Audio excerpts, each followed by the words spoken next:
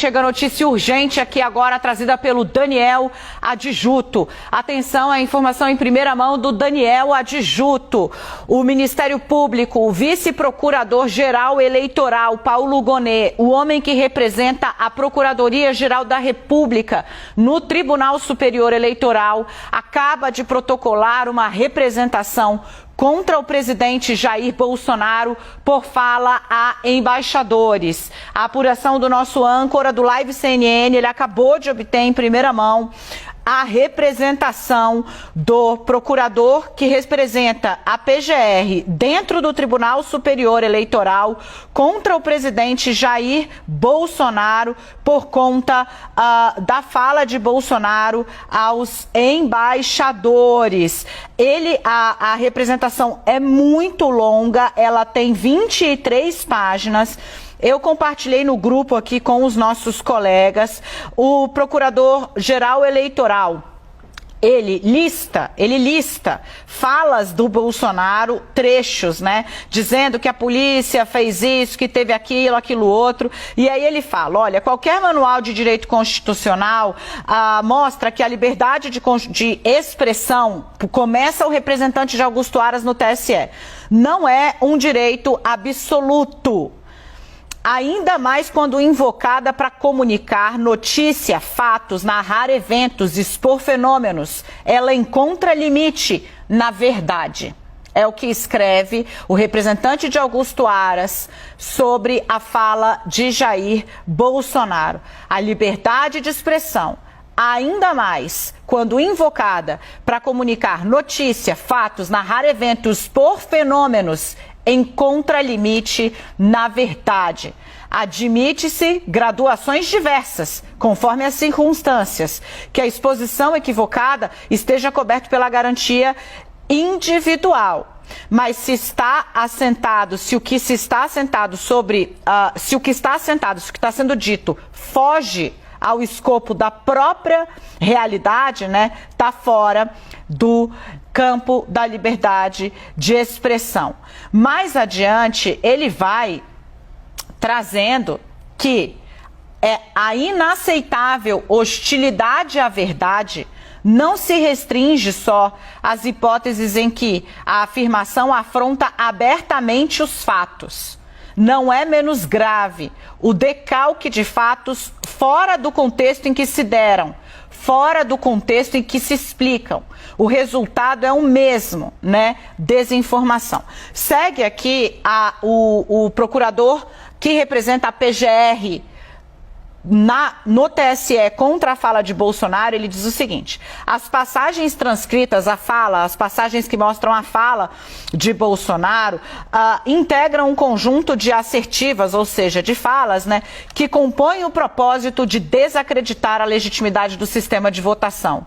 É o que diz o vice-procurador-geral eleitoral sobre a fala de Jair Bolsonaro. De novo, essa apuração, esse documento chega ao 360 por meio dele, Daniel Adjuto, a quem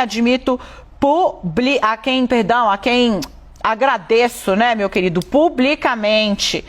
Ele diz claramente, o MPE, o PGE, o Procurador-Geral Eleitoral, as passagens têm o propósito claro de desacreditar a legitimidade do sistema de votação que está empregado nas eleições e que tem sido utilizado desde 1996. E aí ele fala: incentiva contra a confiabilidade das urnas. E aí ele vai desmontando. Eu vou pedir, Edu, para quando você puder, você colocar o Leandro e a Renata aqui comigo.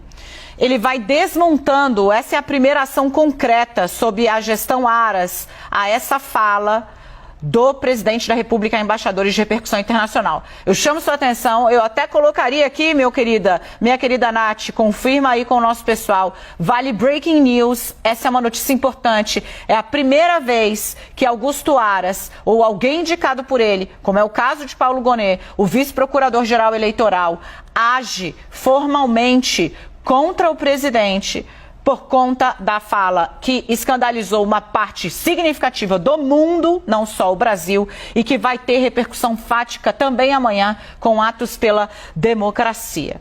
Ele vai derrubando, Renata e Leandro, todas as afirmações do presidente. E aí quem fala é o Procurador-Geral Eleitoral, Paulo Gonet. Ele diz: a afirmação da existência de casos de urnas que seriam o número do candidato à revelia do eleitor, isso jamais foi documentado, diz o Procurador-Geral Eleitoral. O representado, que é Bolsonaro, diz que teria vídeos que comprovariam, mas nunca os apresentou à Justiça Eleitoral. Numa live em julho de 2021, veja como o tema não morre, anunciada com a promessa de que seriam apresentadas provas de fraude, essa live, escreve o representante de Augusto Aras, encerrou-se com a admissão de que tais provas não tinham sido obtidas, tudo se reduzindo a indícios.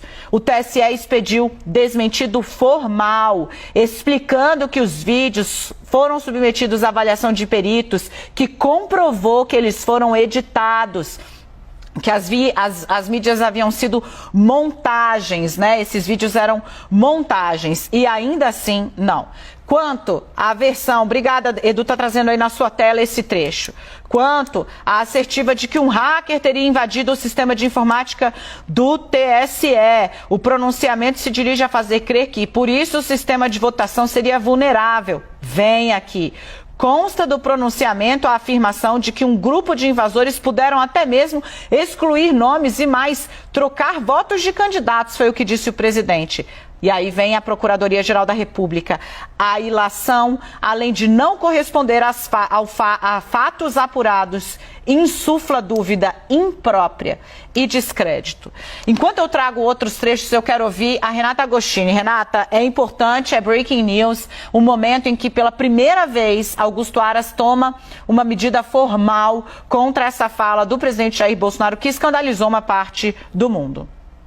Ministério Público Eleitoral, então, se mexendo, como nos traz Daniel Adjuto, e a leitura dessa peça, ela é muito reveladora, porque há uma preocupação do Ministério Público aqui, primeiro, de mostrar que não é novo o que o Bolsonaro disse, mas isso acontece agora num período de proximidade eleitoral. E isso faz com que seja diferente e, sim, o Ministério Público tem de olhar. Segundo aspecto, há uma intenção, a partir do que está analisando o Ministério Público, sim, de confundir as pessoas. E como que eles sustentam essa afirmação? Porque eles vão ali rebatendo o que o presidente disse durante esse encontro com os embaixadores. Dani estava agora explicando para vocês uma parte do que eles estavam rebatendo, né? Sobre o caso da invasão ao sistema do TSE. E aí o Ministério Público aqui é muito claro. Olha, gente, desde 2020 a Justiça Eleitoral tem se dedicado a explicar que não houve nenhum tipo de dano ao sistema de votação. Só que o presidente, quando coloca essas informações para a comunidade internacional, ele não faz referência a isso, ele não faz referência às explicações. Ele não explica, por exemplo, que não há conexão entre o sistema que foi invadido e o sistema de votação, as urnas eletrônicas. E aí, por que é importante essa série de desmentidos que o Ministério Público resgata e que já foram feitos pela Justiça Eleitoral?